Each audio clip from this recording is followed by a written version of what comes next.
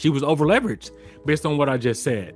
Not because she did what I did by getting multiple houses. It's just because the 50,000 that she thought was enough, it wasn't enough because she ran into unforeseen issues.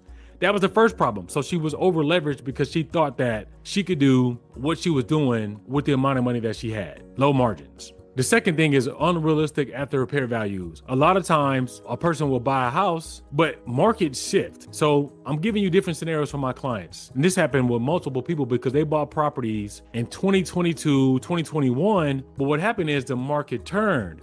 So the people were having values like they were astronomical. So, back then, homes were going for a lot more because we had inflation, all these different scenarios that were making the economy seem harder than what it was. The after repair value came back at like 345 on this one house for one client. It took her about 7 to 8 months to get it flipped because she ran into a similar situation to where she had to run through different contracting crews.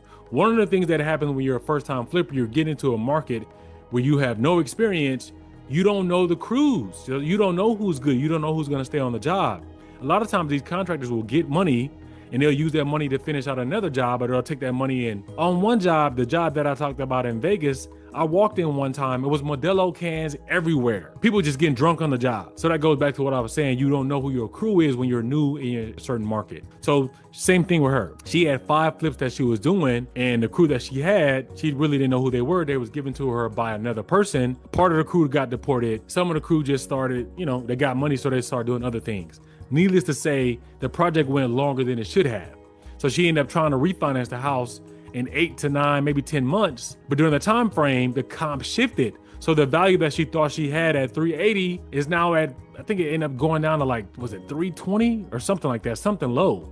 So when it came time for her to do her refinance, instead of her being able to do a refinance at 380, she ended up doing it at 320. And her loan was $284. So that put her upside down. So she had to come to the table with $25,000 because, when you're doing a refinance, you can only go up to 75% of the after repair value. So if she had an ARV of $380,000 initially, and now she's down to $320,000, that's going to put her upside down. And so that's kind of what happened with her. Unrealistic after repair values. And so people are so gung-ho on trying to do their first flip. They go out here and they try to find comps to be like, oh, well, so this house sold over here. When you're trying to do a flip, you want to take the lowest ARV possible, enough to get you the loan. So you want to undersell and over deliver. That's kind of what you want to do. So even if you see ARVs that are 350 or 380, you want to say the ARV is going to be 320 or 325 because it's going to put you right at the number that you need.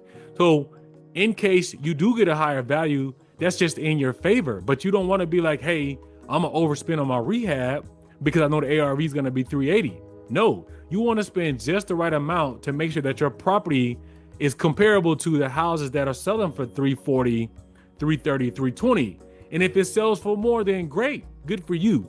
But you don't want to go in there with the mindset of having this astronomical ARV just because you like, I don't know why people do astronomical ARVs and try to sell it to us, which we don't care. We want to make sure that it's enough after repair value for you to be able to get the loan. So a lot of times people will go in there with this unrealistic expectations on ARV and then they get burnt because you can't control market shifts. So like if you go and you would have went in with a 330 comp, if the value went from 380 to 320 or 330, you're not going to be that far stretched. Like you might even be able to get that 330 if you put the property at 320 and you get a bidding war. If it's a good job that you've done with rehabbing a property, then you might be able to get a bidding war. So you can go from 320 to 330, but you can't go from 320 to 380. So you want to make sure you have realistic expectations with your ARV. And that's kind of something that we do, but we just don't tell investors how to do that because we provide you the money, but you still got to make smart decisions. Back to number 3, hidden costs are deal killers. Back to what I just said, the hidden cost that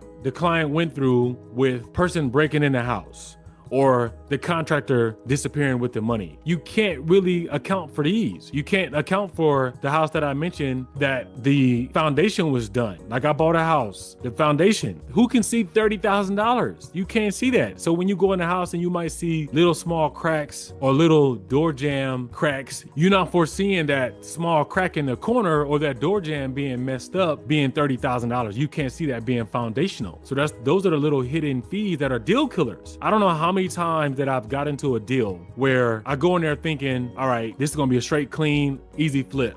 There's nothing crazy about it. And then I get in there and my contractor does a bad job on the floor and I got to restain it. I'm going through that now where a person came in, stained the floor, but they didn't do a good job. So now I got to restain the floor all over again. Or I got a property where someone moved in. Squatter rights are a deal killer too. Somebody moved in my basement. She broke in through the window. We did the basement, shut the door. So we're not actually going down there all the time. Coming to find out, we went to go do a repair in the basement for, I don't know what it was. Doesn't really matter. We find a lady in the basement. She done put up a whole damn hammock in the basement. And so now we had to get her out. We had to go file a whole thing with the county. Who can foresee this? You can't foresee these type of things happening. So these are all the hidden things that people don't know. So when you're a first time investor, you're so gung-ho about getting into it. You're not even thinking about the possibility of someone breaking in the house when you're not there. You're not thinking about your contractor doing a bad job because you're just trusting the person that you found that had a 4.5 or a 5-star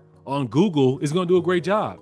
I've had a team of contractors that I work with for over 5 years. Killed it for me. 5 to 10 houses, just did immaculate jobs. Something happened in their relationship, team fell apart. You just can't foresee that happening. So, number 3, you gotta prepare for hidden costs. Number 4, market shifts happen mid-flip. That goes back to what I just said. You could just see how it could come up. So this is number 4 on my list, and I just gave it to you telling a story. Market shifts happen, rising interest rates or local downturns can instantly wipe out expected profit. That's what happens. I gave you a scenario on that right now. So that's number 4. That's something you need to watch out for. So that goes back to what I just said. Always go under. Always undershoot your comps. Always undershoot your after repair value to make sure that, man, you want to be so surprised that you can get $350 for that property that you only thought you were going to get $324. If you get $325 for it, if you get $330 for it, $325 is also all money that you didn't expect. It's just also, just a bonus for, hey, you did a good job. And number 5, lack of an exit strategy. Many flippers only plan for a quick resale. When that fails, they have no backup plan. When you don't have an exit strategy, one thing you need to do before you buy a house, know what you're gonna do with it if this doesn't work out. So you gotta always have a plan A and a plan B and a plan C. So a lot of times when you do a flip, if it's your first time flipping, you're not thinking about, okay, if this thing doesn't sell in 6 months, I'm going to do a cash out refinance and pull out the money that I put into it and turn it into a rental. You're just holding on to it. You got a holding cost. The property that I just mentioned right now with this lady in my basement, I thought I was going to be done with the house in 6 months. It's been 13 months. 2 things happened. I got sick. I was mentally unable to do my job because of what I had going on mentally with the vertigo and all kind of other stuff. That happened. I'm solo flipping by myself. So there's no one that I could lean on to help me out with that. Holding costs, $36,000. You can't plan for that, right? This happened to me on the house that I mentioned in Vegas because I wasn't in Vegas. I wasn't familiar with Vegas. So I had to try to find multiple crews. I ran through 2 crews. I thought my real estate agent had my back. Come to find out, I go to the house one day. I didn't tell him I was in town. I said, hey man, when was the last time you checked the house? Oh, I checked it last week. I go in the house. I said, when can you go by the house? I'm gonna stop by there today. I said, cool. I'm chilling in the house. He says, oh, I'm here now. Everything is great. Everything looks amazing. I'll send some photos. This guy did not know that I was sitting in the house. So you can't even trust your agent. So think about this. So that house ended up taking me 36. I think it took me 15 months to do that one just because after I was leaning on my agent thinking that he was getting stuff done, not asking for photos. I wasn't verifying what they were doing. These are the things that I do now. Before I send any money, I'm like, send me a picture. So you got to always ask for updates when you have anybody brand new or whatnot, send me a picture. So eventually I sold that house. I wish I would have kept it. Me not having a proper exit strategy with that house cost me $250,000. What I mean by that is if I would have kept that house, the value of that house now is worth $717,000. I sold it for $525,000. I always check this particular property randomly because it hurt me so much. If you can't tell, I sold this house 4 years ago and I'm talking to you about it right now. But these are all the things that you can't predict for. So the 5 takeaways are the ones that I just gave you, but being a first time flipper, don't give them the money up front. Put the materials in the house and then say, once you get done, send me a photo and I'll send you the money for the labor. Don't do any of that. I do think that you can become a flipper for the first time and make money. A lot of people that come on board that I help now, I kind of go through the whole entire process with them. If you want to go through a program like that with us, where you can put 10% down or 100% financing, this is something that I do more so now because I don't want people to go DQ. I don't want to have my clients that are first-time clients go in bankruptcy. This happened to another person. It happened to another girl that came on board. She got the referral through another person who I've been doing deals with. She came in. She had about 35 grand.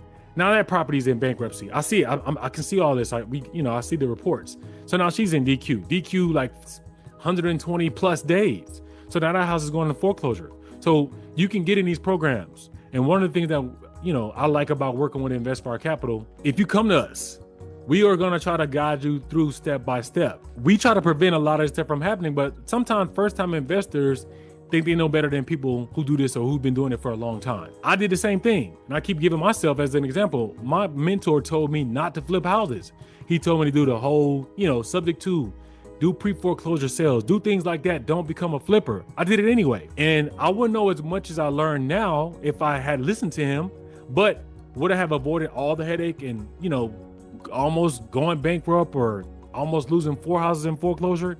I would have avoided all of that. I'm saying that to say, get a mentor. Find somebody who has done this, find somebody who has experience, or find a lender like InvestFar Capital who's going to give you the feedback. Most of my clients stick with me because it doesn't matter what scenario they've gone through or what they're going through, I can help them out. The lady that I told you about who went BK, she hit me up a week before she was going to BK. I told her everything that she needed to do to stop the bankruptcy.